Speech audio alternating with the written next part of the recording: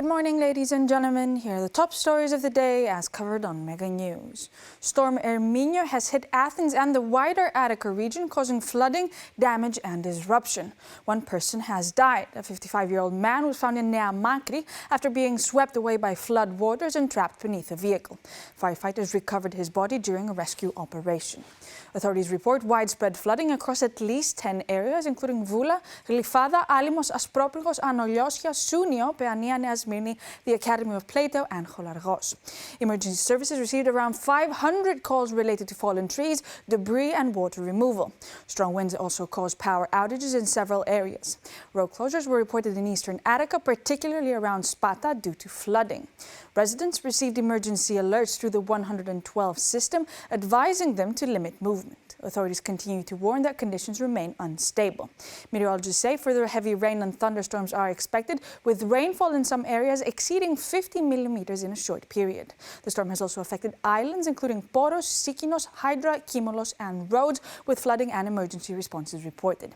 Officials say the situation remains critical as the weather system continues to move across the country. A new report has identified the causes of the explosion at the Violanda Quickie plant near Trikala. The investigation conducted by the National Technical University of Athens found that flammable gas has been leaking for a long period from 2 holes in propane pipelines.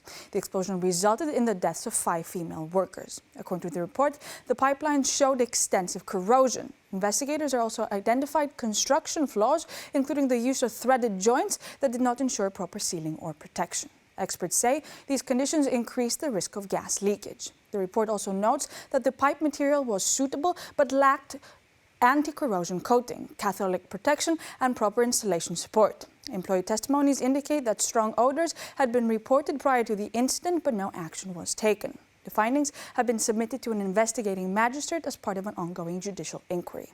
2 members of the company's management are expected to testify as the investigation continues. Maria Caristianu has announced the creation of a new political party. Caristianu is one of the most prominent relatives of victims of the Tembe railway disaster. The announcement was made on Wednesday through social media alongside the launch of a website and a promotional video. The party is called We Begin. Caristianu said she chose April 1st for the announcement, which coincides with her late daughter's birthday. The party's website outlines its identity and positions, describing it as a mostly anti-establishment movement. In her statement, Caristianu said the initiative aims to focus on truth and justice, calling for collective action. The announcement comes as a trial related to the Tembe disaster is underway, with proceedings set to continue next week. Greek Foreign Minister Yorgos Gerapetritis is meeting with Singapore Foreign Ministry in Athens for high-level talks. The discussion focused on strengthening bilateral ties with an emphasis on economic cooperation and investment. Officials are expected to explore ways to expand trade and attract investment as Greece promotes itself as a destination for international business. The meeting follows the November visit by Prime Minister Mitsotakis to Singapore, where he highlighted economic opportunities. The ministers will also address international developments, including freedom of navigation and adherence to international law, reflecting shared interest as maritime nations. Talks are expected to include relations between the European Union and the Association of Southeast Asian Nations, as well as broader geopolitical issues. Cooperation in digital governance and artificial intelligence is also on the agenda. The meeting coincides with the 60th anniversary of diplomatic relations between Greece and Singapore. Following the talks, the 2 ministers are scheduled to deliver joint statements. In another meteorological event, a wave of African dust has covered the island of Crete, reducing visibility and increasing air pollution to high levels. Measurements show airborne particle concentrations approaching 1,000 micrograms per cubic meter in some areas, according to the National Observatory of Athens. Low visibility combined with strong winds has disrupted flights at Iraklion Airport.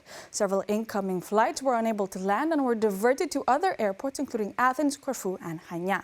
Maritime transport has also been affected, with sailing bans in place at ports in Iraklion and Chania due to hazardous conditions. Power outages have been reported in parts of Iraklion, affecting homes, businesses, and infrastructure. Authorities warn the situation is expected to peak around midday today, particularly in eastern areas of the island, including Iraklion and Lasithi. Residents, especially those with respiratory or heart conditions, are advised to stay indoors and limit outdoor activity. Schools, daycare centers, and public sports facilities in some areas have been closed as a precaution. Conditions are expected to improve from Friday, although another wave of dust may follow. These were the top stories of the day as covered on Mega News. Thank you for watching.